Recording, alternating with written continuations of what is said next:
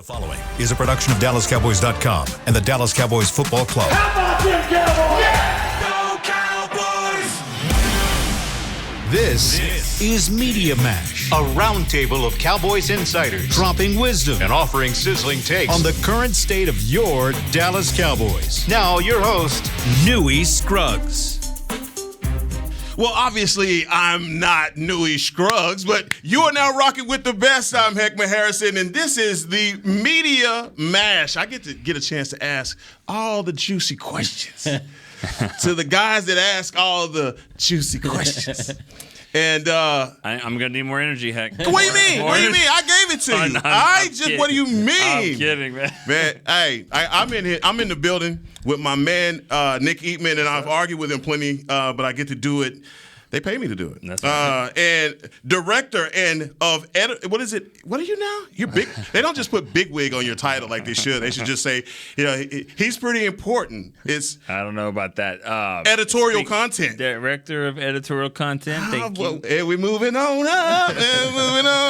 And John Machota from the Atlantic. Man, this is my first time ever meeting you, so I've read plenty of your articles and admire of your work, sir. I appreciate that. So I'm going to take you to task as well. So it's all good in the hood. But, fellas, this is what I do. When I get a chance to host, I think it's very important that you start off by asking people about how is your mind? How are your mentals? Are you good today? Are you on the verge of going, postal? Are we straight?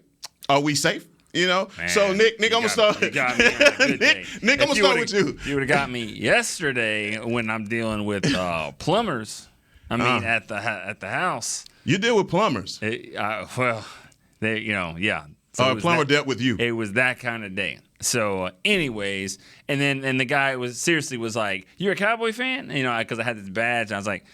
Took a badge off, and I was like, listen, whatever's going to help me get this thing going here, I don't care if you're 49. I don't care. He was like, you guys aren't going to the Super Bowl. That's what he said. And you agreed. I said, listen, as long as I get to go to the toilet bowl, man, I'm serious. I do not care. Yeah. Like, whatever. So we're good. We're good today. Good. You're good today. We're good today. Glad we didn't catch you yesterday. Everything's flushed out. Everything's good. Who did it? Who's the culprit? It's always, you know what? It could be me. It's probably me. It's probably you. Yeah, I was going to blame someone else. There's only like two boys in the house, so it's probably me.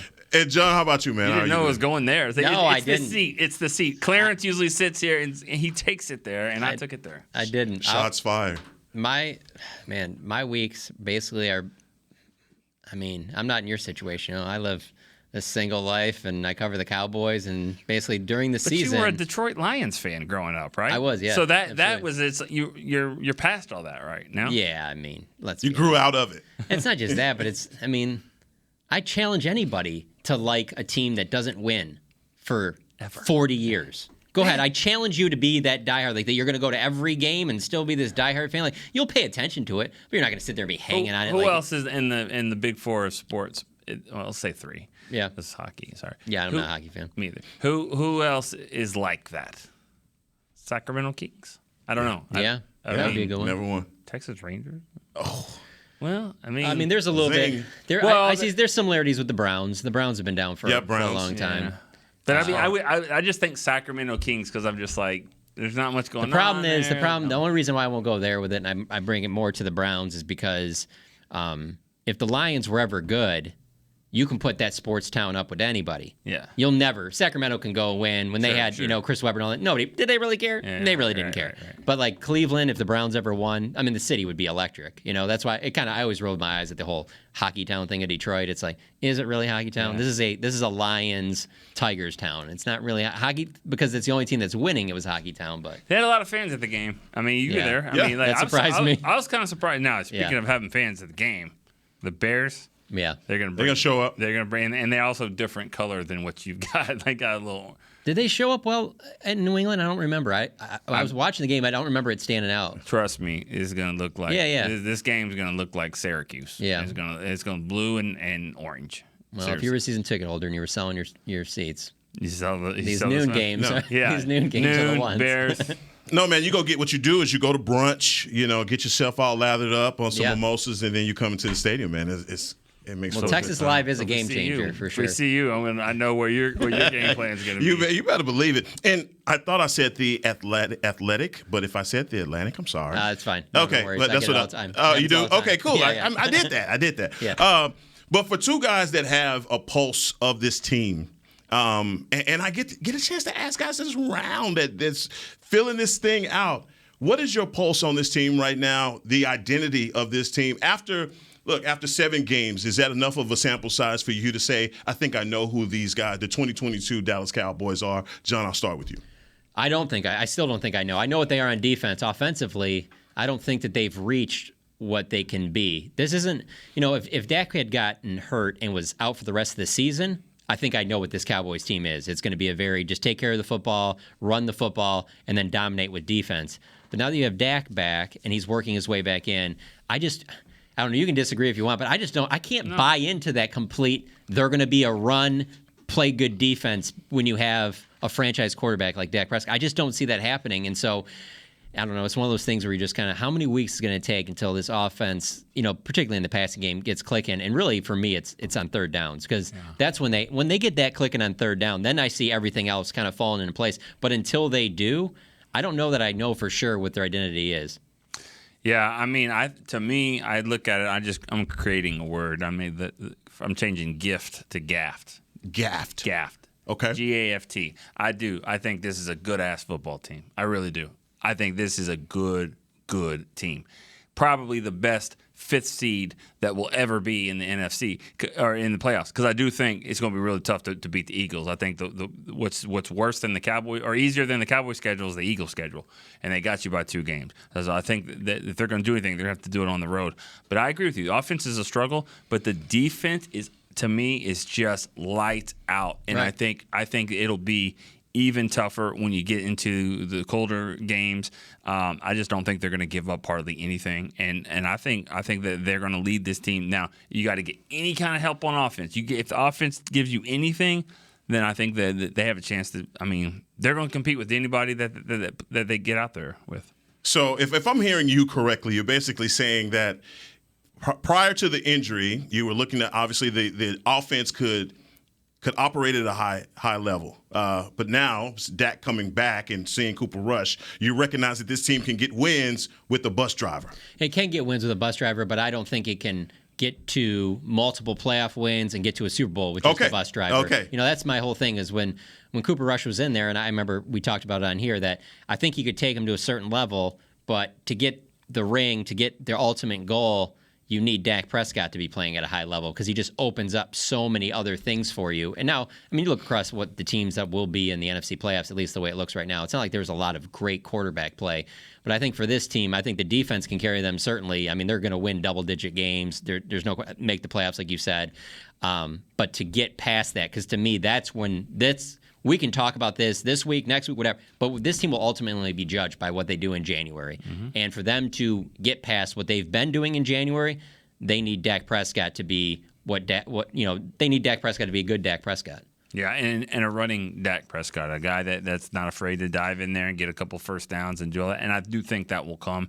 Once that happens, I think the offense will open up a lot more. I like what we're seeing at the running game. I think that they could run the football, and I just think when you get to games in December and January, I think they're going to be able to run the ball. And that's going to help him. I mean, like, it's going to be these tight, close games. I mean, just like we saw last week, they were way better than the Lions 3 weeks ago against the Giants. They were way better than them. Yeah. But they didn't blow them out. They're not blowing teams out. I don't know if they have that capability, which is scary, but that's the way it is. And I love what you said, and it's polar opposite from some of the other answers that I get when I ask about this offense, because people are like, I like it. Let Kellen Moore call 25 pass plays and let's run the ball 30 times. That is a recipe for success. You're saying the complete opposite. Yeah, you're like, I don't think they run the ball like 14-16 Cowboys. 14-16 Cowboys running the ball with DeMarco Murray in 14, Zeke in 16. Mm-hmm. I'd be just fine with bus driver. I think that ultimately for them to win it all, they're going to need the passing game to show up somewhere. I don't think the running game is that good. I think the running game is solid to good. I don't think it's great. In 14 and 16, it was great. With that 14 and 16 run game, with this defense, they could win the Super Bowl. So who's missing? I mean, let's just get to it. Who is it? Is it Frederick? Is it is it Tyron Smith? Is it a great? Well, Tyron Frederick, Smith? if you give you a Frederick for sure. That would do a lot to solidify things. I don't remember who the left guard was in 14. Was it Leary? Leary. But Leary, 16, yes, I for don't sure. remember that one. That left guard. I don't even know who it is. I would say if you're going to give me one person to add to this offensive line, it would be Travis Frederick. Yeah. the center that can get it done. I mean, I do think, and I've been a harsh critic of Biotish. I really has. I mean, I just thought they could get better, and I'm sure they can. But the Cowboys really didn't feel like they could. They didn't think anyone in the draft was better than Biotish. They don't think anyone in free agency. They didn't want to go get that veteran that stayed out there forever. I think he's still out there, Treader maybe. They never went that. And I think he's actually played pretty well. I mean, Biotish, I got to give him credit because I don't see any bad shotgun snaps, and I don't see him just getting blown off the ball that much. A couple times, but it kind of happens at center. But I think for the most part, he plays with leverage. He's pretty good. So Nick and John, look, yesterday around this time, I think you broke the news yesterday that Robert Quinn it just happened to change from Chicago to Philadelphia. A short drive, but nonetheless, he made it.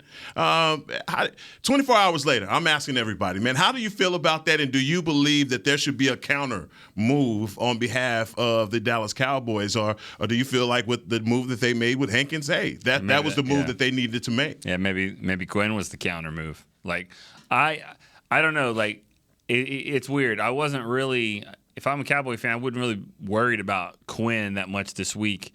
I'd be more worried about what he's going to do with Philly with those guys in defensive tackles that could kind of help him. And he's a pretty good edge rusher, especially in that kind of scheme. So I think this will be a good move for him and a good move for the Eagles. But I think for this week, I'm sure it's Terrence Steele and those guys, Tyler Smith, probably like, oh, that's good. But, down the road. I mean, I think McCarthy said I got mixed feelings. And so did Dak. He was like, at first, was like, well, that's good. But then we'll see him down the road. So, I bet fans are probably more annoyed by it than happy about it for this game. And fans want you to make a counter move, but a front office can't operate that way. You can't go, these guys are making this move. Now we got to do something. You got to make moves that make sense for your team, And if there's a guy out there, maybe one of these moves gets them to feel that way. Like, hey, maybe we need to add something that we were kind of on the fence on. But I don't think you just all of a sudden go, Will, go through that book again. We got to get something here. Just go through the book. We'll give up a third or fourth. Just get something so that we counter. Like, I don't think you can do that. Real quick, the injury report just came out. Micah Parsons was limited today with a shoulder, and Sam Williams didn't practice because of a knee. So those are two updates on the injury report there. So two important pieces there. On Thursday, I don't see any way that Micah Parsons wouldn't play in this game, but. On a Thursday. Yeah, you don't want to see that. That's not good, though, for Sam Williams. I mean, no. A knee on a Thursday when he wasn't here yesterday. I think that's happened more this year than I can remember, some kind of practice injuries. Thursday is their toughest practice. I know, the most padded. But Saturday, not not too long ago, there was a guy shoulder injuries and all that. Didn't Schultz? Or is it Schultz? Yeah. Semi Fajoko had both one in that too. Saturday practice right before the Eagles game. Like they both Rico did. Dowdle had something that like these things just kind of pop up. Yeah. But anyways, I wouldn't be too worried about Micah, but and Sam Williams. I mean, Sam's coming off a good game. This is the type of game where you want him to, as to steal Garrett's line, stack good games together. Don't just get excited about that. Come back and say, I can do even better than that. So right, and he might play. And gosh, obviously we hope he does for run purposes alone. You're going to need a Sam Williams. But I wanted to ask you, brought up a name that I was just getting to, and that's Tyler Smith. And what do you think about his performance so far? 7 weeks in, it's been tough. Yeah. It's been tough, but they're developing him, and I think Coach Philbin has done a really good job, even when you point across the line that guys like Steele that you see developing, but particularly Tyler Smith. What's your grade on him? I think he's been pretty good. It's tough when I grade him because I feel like I'm grading on a curve of my expectation going into the season, which was pretty low. And so I think he's exceeded my expectations. I didn't think he was going to be able to have success at left tackle at all. I thought it was going to be some really bad days. And I mean, he hasn't been great, but I don't think that don't know, he's gotten beat on some plays, but I just kind of expect that out of a rookie tackle. But just thinking about that whole situation, okay, so Tyron Smith comes back, then what do you do? All of a sudden, are you moving him to left guard? Are you moving Tyler Smith to left guard and putting Tyron Smith back at left tackle? Are you keeping Tyler Smith at left tackle? And regardless of what your answer is on any of that, that right there is the difference between 14 and 16. Because at 14 and 16, you just rolled out that same 5 for most of the season. You had continuity. So as you got later in the season, you knew what you had. I mean, since Mike McCarthy became head coach, he just has not had any continuity on an offensive line. There's been injuries. I mean, I think that he was expecting to have Travis Frederick. I mean, there's just been a lot of moving pieces there, and he'll be the first to tell you that that's tough on an offensive line, not to have a cohesive group that even if it isn't the best 5 that you've ever seen, if it's the same 5 you have all season, they're probably going to get better as the season goes along. So, I mean, you putting Tyron right back in at left tackle when he gets back? Let's say it's like mid-December. Probably, but and then what are you doing with Tyler? Put him at left guard. Yeah, I mean, put him where he practiced all summer. Yeah, for sure. He's a smart guy, and he picked this up, and I think he'd be fine. I mean, I think he's been pretty good. I mean, leads the team in penalties. Penalties was the issue for him, but it doesn't seem. I mean, it's been 7 games? Yeah, it's 6 7 penalties. Mm-hmm. I mean, that's kind of what he did in college. It was like 12 penalties in college, like 1 a game. But Flozell Adams had 1 a game. Now it wasn't usually false start. DeMarcus Ware had about 1 offsides a game. I just feel like the rookie offensive tackles that really dominate or at least play really well as rookies, those are guys you're spending a top 5 pick on, a top 10 pick like a Tyron Smith. Like it's the longer. Yeah. I mean, most of those offensive tackles, it's going to be. Right. There's outliers, but generally speaking, when you get later in the first round, second, third round, asking them to start right away as a rookie. I'm just not. I mean, I'm trying to win this thing right now. I mean, the window's open. Right. I mean, this is a good football team, a good ass. And the NFC, and the NFC East. I mean, the NFC division. I mean, the entire conference is wide open. It's here for the taking. So, like, if I hear people that say, and I'm on a show with Derek Eagleton, and I know he's reluctant to move him around because he's going to be the future left tackle. Yeah. But Larry Allen was the future guard of this team too, and he played all over the place and he moved around. And I mean, great players can figure it out. I just think I would just hate to go to a playoff game and lose, and Dak gets sacked 4 times, and the whole game Tyron Smith is just holding his pads like this, like not gonna can't do it. No, okay, you got to go down with your guy, and so let's see if he's still got the same. I know he's been out here working, and he looks pretty good from what people tell me they've seen. Right. I haven't seen him, but people have told me he looks pretty good. So, but there's been nothing about Tyler Smith's performance that has wowed you, that has made you say no, like Derek feels like this guy is the future left tackle for your organization. If Tyron Smith comes back, he comes back in a different capacity. Move him to guard or another position. You're saying no, go with your guys. You give him back. Go right back to left tackle. Bump your rookie inside. Mm-hmm. And I think he can do it. And I think he'd be pretty good at it. I mean, in fact, they may want to try it. Honestly, they may want to try it early and. Maybe if you get into a game where you feel good and you want to move Peters out, put Peters at left tackle and move him in there. I mean, I'm not saying you can just mess around with games, but you might want to see if you can do that because you want to see if this is going to work. If Tyron does come back, let's see the guys played it. Oh, the possibilities, guys. We're going to take our first break here on Media Mash. I got more heat for y'all. We'll be here for another 30 minutes, dog. So tune in with us on the Media Mash. Todd thought it would be secure to jog in the cheetah savanna. Todd believed the big cat repellent he bought online was reliable. And now, Todd is trying to be faster than this cheetah that can run 80 miles per hour. But the good news is, Todd has AT&T 5G that is fast, reliable, and secure. And he learned the best thing to do is stop running and toss her the backpack with the beef stew. AT&T 5G. Fast, reliable, secure. It's not complicated. 5G requires compatible plan and device. 5G may not be available in your area. See att.com/5G for you for details. What do you call a group of grown men and women with their faces painted silver and blue who get together every week to share a 3-hour-long ritual of jumping, singing, and toasting Miller Lite in 10-gallon hats while yelling, "How about them Cowboys?" You call it Miller Time in Dallas. Here's to the Cowboys. Here's to the original light beer. It's Miller Time. Celebrate responsibly. 2021 Miller Brewing Company, Fort Worth, Texas. When you build, you start with the foundation. And home ownership is a foundation of a stable future. The Bank of America Community Home Ownership Commitment has helped over 34,000 people lay the groundwork so far, with up to $10,000 towards your down payment or 3% of the purchase price, whichever is less. The satisfaction of owning your own place can become a reality. Visit bankofamerica.com/homeowner to learn more. What would you like the power to do? Bank of America NA, Equal Housing Lender. Credit and collateral is subject to approval. Restrictions apply. This is not a commitment to lend. The season is finally here. For months, we've been gearing up to win. Now it's time for the team that performs on any field. United Ag and Turf. With John Deere zero turns for mowing, compact tractors for loading, mini excavators for digging, Gator utility vehicles for hauling, implements for grading, hay tools for baling. United Ag and Turf. For winning. The official Ag and Turf equipment supplier of the Dallas Cowboys. Visit UnitedAgAndTurf.com for more. Back to Media Mash.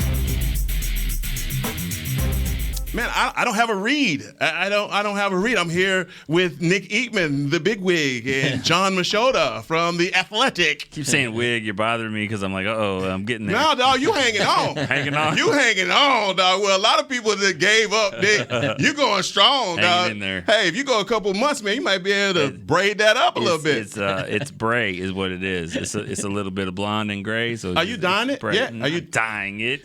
I'm just saying, Wow. No. You're not going to ever do that?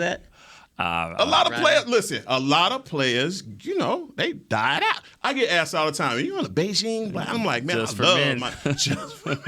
It seems kind of exhausting to do that because I just feel like you'd have to keep up with it. You have to keep it up. Is it an everyday thing? Is it every week? And like I think I have ADD, so I would do like one side, and then I'd be like, what happened? And then it'd be like, yeah. Well, look, a squirrel, and then and then it'd be like, I mean, I guess if it's once a week, it's not that bad. I come in on the show like this.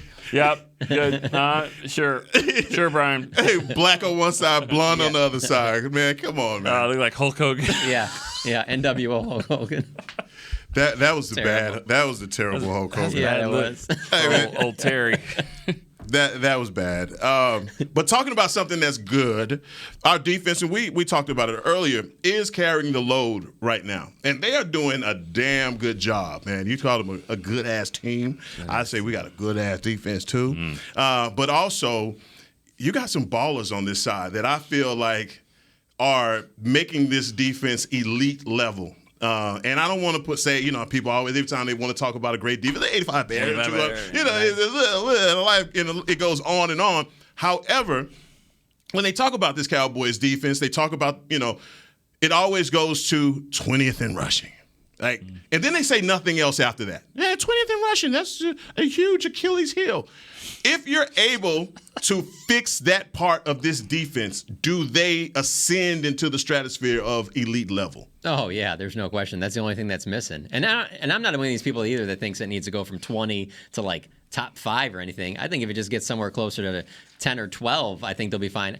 The thing about the run defense that concerns me a little bit is I just feel like that's what teams are going to try and do to you again. Again, I think this team's making the playoffs, and I probably look too far ahead. But again, I'm looking towards January. What's your best plan at January? And I also believe that is a Mike McCarthy thing too. Whether it was in Green Bay and since he's been here, the plan is whether it's taking care of players when they're injured during the season, whatever. It's to continue to ascend for what you're going to be in January. Yeah, and I thought on the fan this week 105.3, I thought Jerry Jones said something about that. Because the guys that were asking him a question, they want to watch run and shoot. I mean, they just do. Those guys, they just want to see the passing game and all that stuff, and they don't really. They think it's risky to just run the ball like this and play this type of game. Jerry's answer was, that's how you have to win in the playoffs. Yeah, it's playoff football. We're getting ready for it because you have to win. That's the way you're going to have to play. It's going to be tough. It's going to be bad weather. You're going to have to grind it out. You got to do that. So that's kind of, that's the way it'll be. And there will be a game this year. I guarantee you, somebody will beat them. They'll get up on them 17 points, and this offense won't be able to come back. And how did they lose to whoever? The Jags. Yeah. The Bears this Minnesota. week. Minnesota. Minnesota could throw it around. I mean, that's gonna be a game for sure. But they got Dalvin Cook. But I mean, like a Colts or somebody like that could catch them if you play like this, and the defense maybe makes a mistake to here or there. But But I'll say this, so going back to the question, I get asked too, do you think they could be the 85 Bears, the 2000 Ravens, the Bucks and all that? Well, those teams aren't teams unless they win the Super Bowl. Yeah. Like, I don't think there's ever been a team that you talk about their defense that didn't win a Super Bowl. So that's really what you're asking. Yeah. Right. Is can they win a Super Bowl? And if they do, then yeah, they'll be the 22 Cowboys. And it's so hard to compare to those previous defenses too, because we're in an era right now where there's more parity than ever before. Mm-hmm. There isn't those just juggernaut team where you're just like, well, good luck with that. I mean, they're gonna just blow you out. I don't know how you've been hanging with that. I mean, everything is just so wide open right now. So because of that, I think small little adjustments can be the difference. But outside, if they can just slow the run on teams, they just have so many playmakers on defense. I mean, I constantly am thinking, like, man, when is the last time that I've seen a Cowboys defense like this? Well before I started covering the team. And it just proves it week after week after week. And the craziest thing to me is just how much and quickly it turned because of just how bad we saw it. Not 2010, 2020, just how bad the defense, and then how much it's turned to what it is now with some of the same players, but obviously a lot of changes, Dan Quinn and all that. And I don't. Can we add another? Yeah. Micah Parsons. Well, Micah, yeah, obviously. Obviously. I mean, the Cowboys go as Micah goes. I mean, but Yeah. I'm just saying, I don't think that where they're at right now is like, well, this is their defense. It's very good. Like, I think that it's still got room to ascend by when you get to January. I don't think they're bad against the run. I really don't. I think that they are. I think those stats are deceiving. I think that they're an aggressive, get after your ass type of defense that doesn't. They want to harass the quarterback. The only way you can win is if you try to scheme up ways to run the ball, and you can. You can get some runs here and there, but when you get down around the goal line, things shore up. I mean, look. I mean, the Lions ran. Yeah. I mean, Washington ran. They got some yards. The Giants ran. I mean, it takes Barkley breaking it off for a touchdown because you get in the goal line. I mean, red zone. It changes and everything kind of shrinks. It shrinks, and so I think that they're not like just world beaters there. It's not just this brick wall to run the ball, but I think it's the way the scheme is. It's almost like a trap of just kind of like, yeah, you can get in here, but then we don't trust that you're going to be able to keep doing this without making mistakes. You're going to go backwards, and when you go backwards and hold us, and it's 3rd and 20. Good night. Yeah, here we come. Here we come. And we saw them do that against Detroit, except for that one big run that got them into the red zone. They kind of played them, I call it 30-30 defense. Mm-hmm. You can do whatever you want, get past the 50. We're going to clamp down a little bit. And once you get close enough, it's good night, Irene. 30 for 30. I like it. 30 for 30, But, John, look, this is our first time meeting. I just want to introduce myself properly. I am a Dallas Cowboys zealot, okay? Everybody knows it. It's not a secret, all right? This is me. I'm pulling for the Cowboys. And so I want badly for you to say, yes, this is the 85 Bears. This is the 2. I want you to can't go there yet. Come on, dog. Give me some hope. I've just. You didn't hear it next week of the bye? They're going to do the Super Bowl shuffle. They're going to go out. They're going to record it in a studio. Yeah. Again. My name is Micah, and I'm the Lion. And then that might take it up to the next level. Maybe that does get them. When they did that, I believe they went and they did that, and then next week they got their ass kicked by the Dolphins. Yeah. And then that was it. They didn't lose another game. Well, but they went and recorded it. I'm kind of beating a dead horse here with 14 and 16, but from covering 14, covering 16, there's a reason Jason Garrett's not here anymore. And it's not because he couldn't win games in the regular season. He was winning games during the regular season, and it's because of January. And that's why Mike McCarthy was brought here. And so I feel like the way I cover the team, the way I look at things is all about like, okay, what will they be as they keep going? It's not really about right now per se as much as, okay, like, because I'm one of these people that, and I know I'm probably in the minority when it comes to this, like, I honestly, because of 14, 16 and those previous years, don't even care about an NFC East. I'm just like, yeah, who cares? Well, you won the NFC East? What do you want the T-shirt? You want the hat? Well, you get to host a playoff game? Where's that gotten you? So maybe being a wild card team, going on the road, which obviously will help having a good run game and a good defense, maybe that's the route they need to go. That's what Mike McCarthy did in 2010 with the Packers. That seems like that. I could see that being the way that this team wins. You play Madden? I don't know. Yeah, but if you did, you would just simulate the season. Yeah. You'd just be like, I got to get through this. I can't deal with this crap anymore. Where are we? Just whatever. I said it yesterday on the show. I mean, I judge it because of that, because I'll give you a good example right here. Tell me if I'm wrong on this. You get 2 more wins last year in the playoffs, so they make it to the NFC Championship game and then lose. I think Amari Cooper, I think the whole crew's back. I think because of losing against the 49ers, then that's when you're like, well, we got to shake something up because something's not right here. If they made it to the NFC Championship game for the first time in 26 years, do you think they're still going in the offseason and go, Mari, thanks, got us as far as we've gone in 26 years, we're going to move on? I'm sorry. I just can't. I just think NFC Championship game. I've never seen it. I don't know what that is. You just got me on NFC Championship game. So it's just a one or two wins. I had a hot top fade. I've never been. I don't even know. Every time someone says that, you're like, man, you've been doing this forever, man. You've seen everything. You've seen it all. You're like, nope, I've not seen an NFC Championship game. And they've been close, Yes, we have. Right there. Right there. But this defense, that's why I feel like this defense is so special. In a way, you're coming from the 2020 season where it was astronomically bad. You couldn't get any worse than you were to now drafting it's almost like they had hot sauce in the eye. You know what I mean? Oh, man. And that's a bad situation. It is. You can't see. That poor guy. Yeah, that's a. He did. He had hot sauce. That poor guy. He'll never live that down. Man.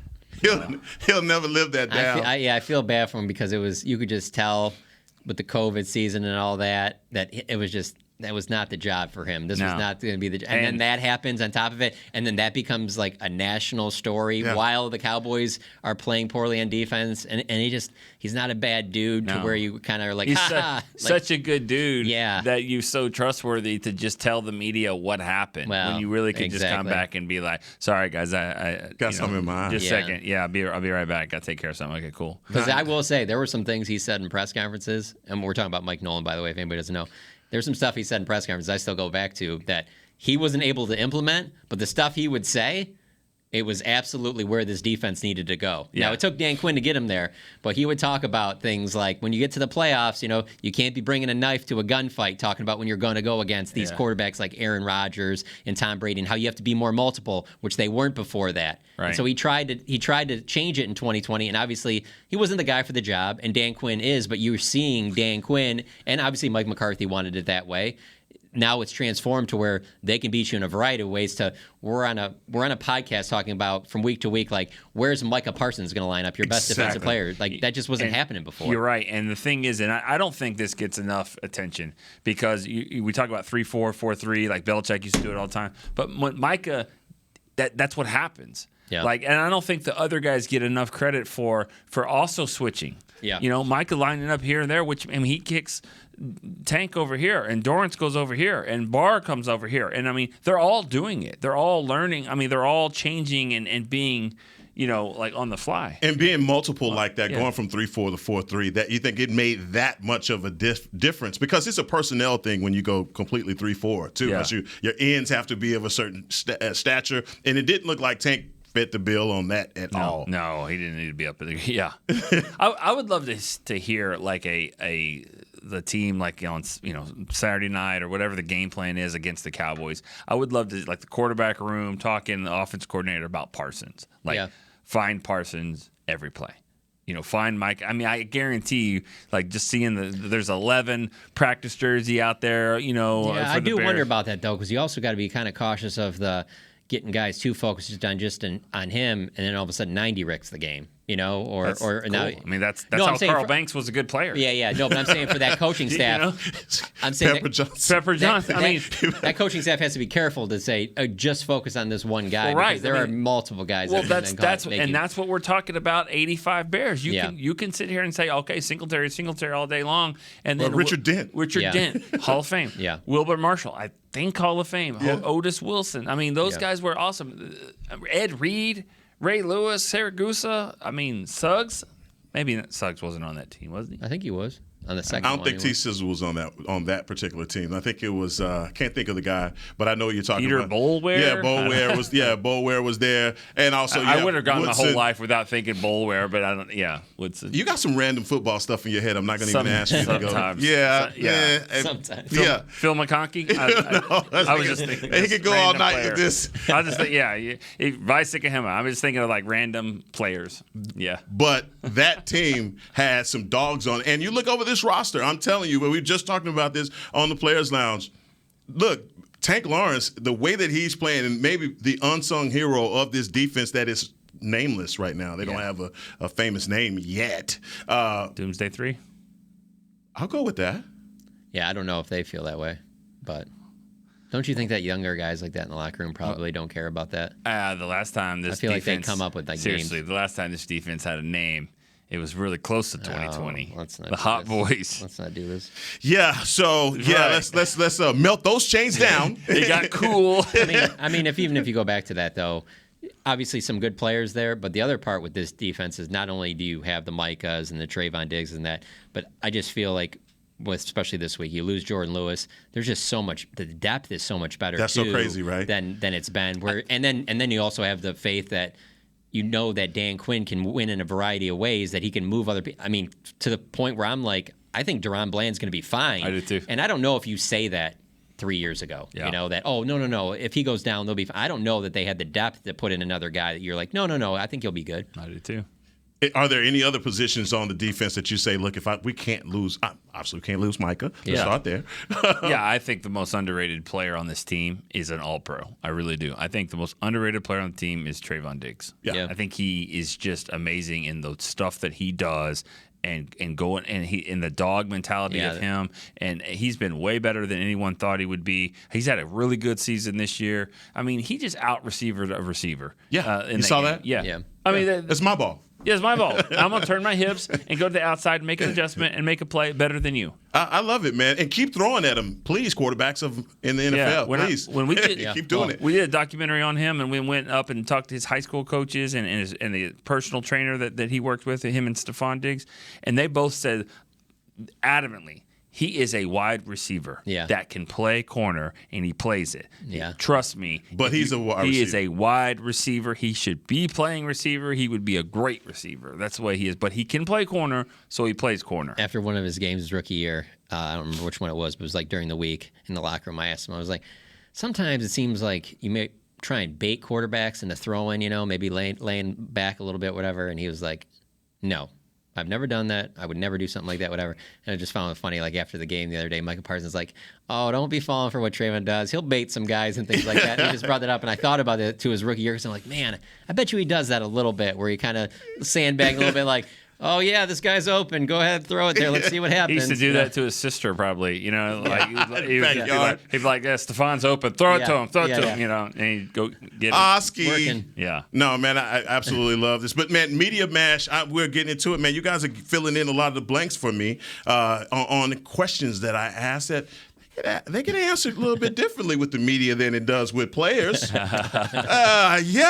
we're going to dive a little bit deep. We're going to go on the other side here, but stay locked in with us here on the Media Mash. We'll be right back. The season is finally here. For months, we've been gearing up to win. Now it's time for the team that performs on any field, United Ag and Turf. With John Deere zero turns for mowing, compact tractors for loading, mini excavators for digging, Gator utility vehicles for hauling, implements for grading, hay tools for baling. United Ag and Turf, for winning. The official Ag and Turf equipment supplier of the Dallas Cowboys. Visit UnitedAgAndTurf.com for more. Todd thought it would be secure to jog in the cheetah savanna. Todd believed the big cat repellent he bought online was reliable. And now, Todd is trying to be faster than this cheetah that can run 80 miles per hour. But the good news is, Todd has AT&T 5G that is fast, reliable, and secure.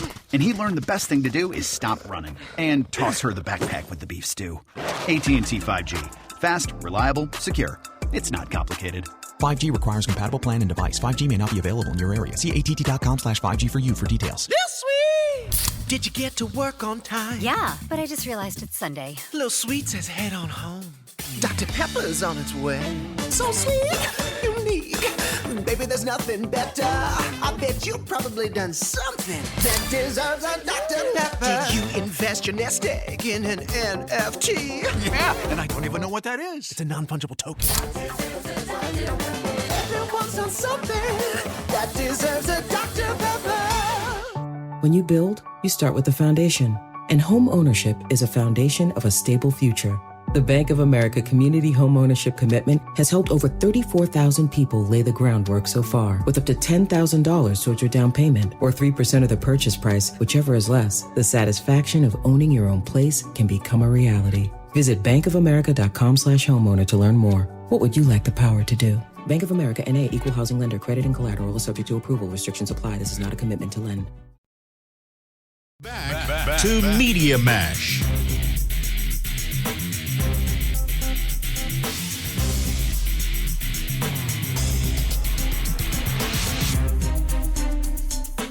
Back on the Media Mash for the last segment, and joined with Nick Eatman and John Machota.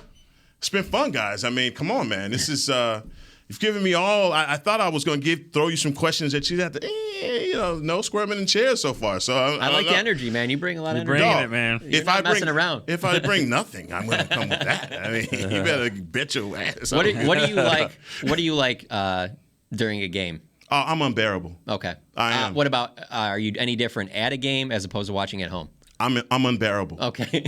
Yeah, I'm unbearable. At home, I require everyone to stay in the room that they're watching. They started watching the game. Oh. Okay. Yeah. No, I get that. You understand? You got to be like that too during Arkansas games.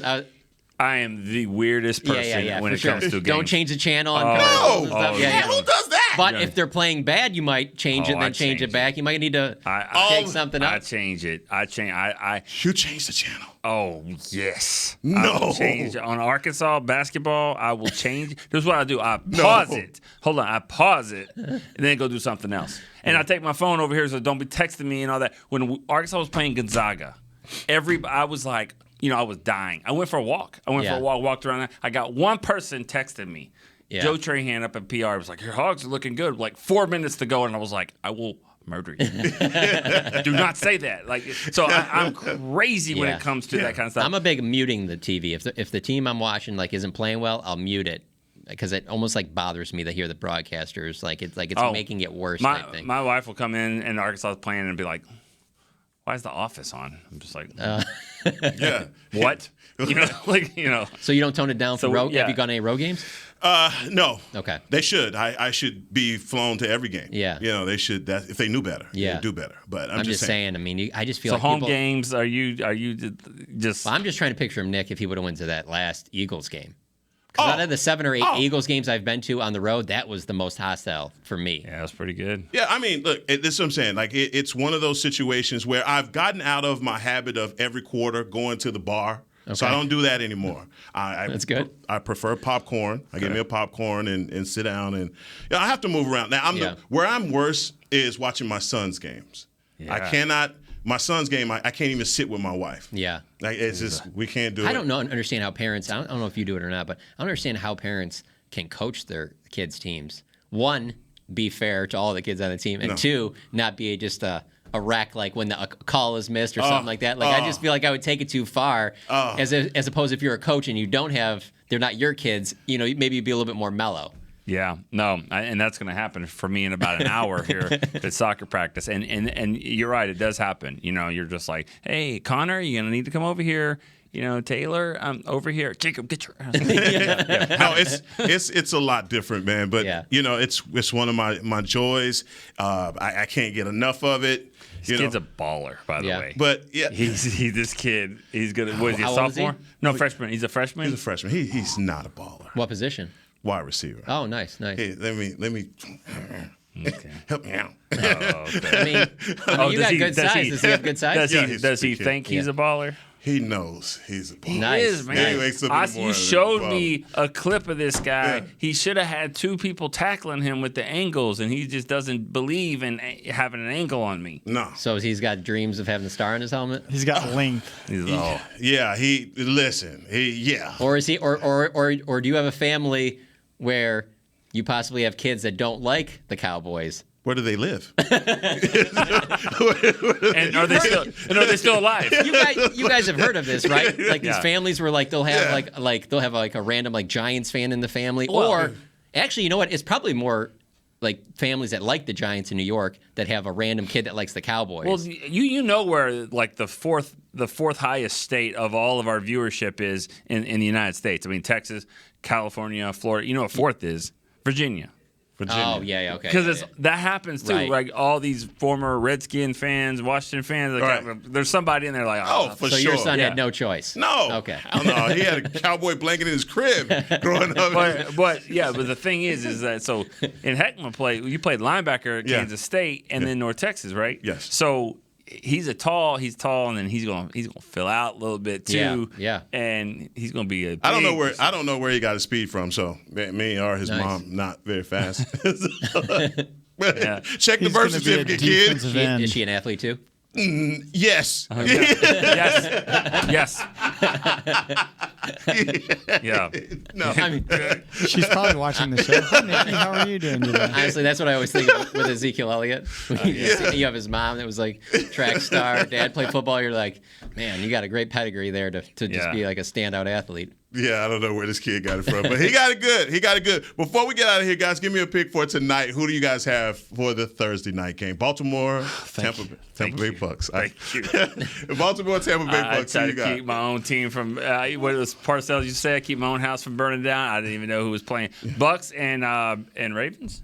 Yes, Ravens are traveling to Tampa. I mean, that sounds like it is a show over there in Tampa. I would go with the Ravens on that. The Ravens. Yeah, I think I'm going to go Ravens too, probably like 24-21. I don't think the Bucks are going to get beaten down, but I'm leaning Ravens. Going Ravens. You know, I watch it. I'll just be like, throw it to Mike Evans. Yeah. Throw it to Evans. Evans was open. Yeah. What are you doing? Right. Brady, throw it to Evans. No, he's not going to do that. Well, that's how I will watch the game, and then I'll be like, oh, just if I'm Baltimore, I just kick a field goal here. I mean, why? It's a third down to just kick it. I need the points. I'm playing on fantasy. And John, look, man, first of all, thank you guys for letting me host. Come in here with y'all today. It was absolute fun. Thank you for saving me at the last minute with my wife and the athletic part.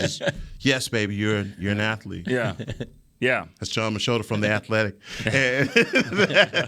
and that's my man, the big wig, Nick Eatman. Thank y'all for joining us on Media Mash. This has been a production of DallasCowboys.com and the Dallas Cowboys Football Club. How about this, Cowboys? Yeah!